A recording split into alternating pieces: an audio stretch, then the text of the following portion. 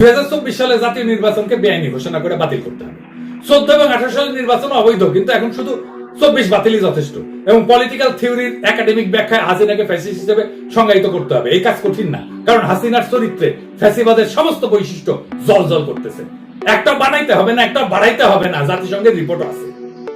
আজ যারা প্রশ্ন তোলে শহীদের রক্ত কোথায়, আজ যারা আজও বলে আদালতের রায় ছাড়া খুনি বলা যাবে না, তারা আজও ফ্যাসিস্টদের জন্য মঞ্চ খুঁজে।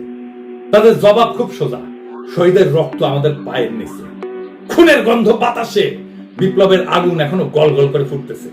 বিচার আসবে পরে, কিন্তু বিপ্লবের ন্যায় ইনসাফ আগে, আইন পরে, জীবন আগে, শাসন পরে, মুক্তি আগে। আজ যারা সাংবাদিকতার মুখোশ পইরা ফ্যাসিবাদকে বাঁচানোর শখ করতেছে, জাতীয় ঐক্যের নামে খুনিদের কাছে আমাদের জমি বিক্রি করতে চায়, তাদের বলি খতম করে দেব একেবারে। বাকশালের দলবল গুড়াই দেব। এই ফ্যাসিস্টদের কোনো জায়গা নাই, কোনোদিন ছিল না, কোনোদিন থাকবে না। এই লড়াই শুধু রক্তের বদলার লড়াই না, এই লড়াই বাংলাদেশের আত্মার লড়াই। এই লড়াই শহীদের নাম ধরে তাদের শেষ রক্তবিন্দু পর্যন্ত লড়াই।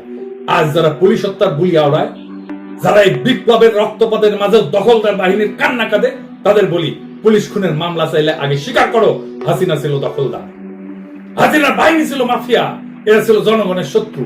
জনগণের আত্মরক্ষা কখনো খুন হয় না, জনগণের প্রতিরোধ কখনো অপরাধ হয় না। পুলিশ হত্যা না, এটা ছিল জনগণের আত্মরক্ষার যুদ্ধ। এটা ছিল মাফিয়া রাষ্ট্রের বিরুদ্ধে জনতার শেষ বিদ্রোহ। ফ্যাসিস্টকে স্পেস দেওয়া মানে নিজের কবর খোঁড়া। আমরা সেই কবর খুঁড়ব না, নিজের কবর নিজে খুঁড়ব না। আমরা লড়বো, আমরা জিতবো। এলাহি ভরসা, রক্তে আগুন, আকাশে শপথ। বাংলাদেশ বাঁচবে, বিপ্লব বাঁচবে ইনশাল্লাহ। ইনকিলাব জিন্দাবাদ।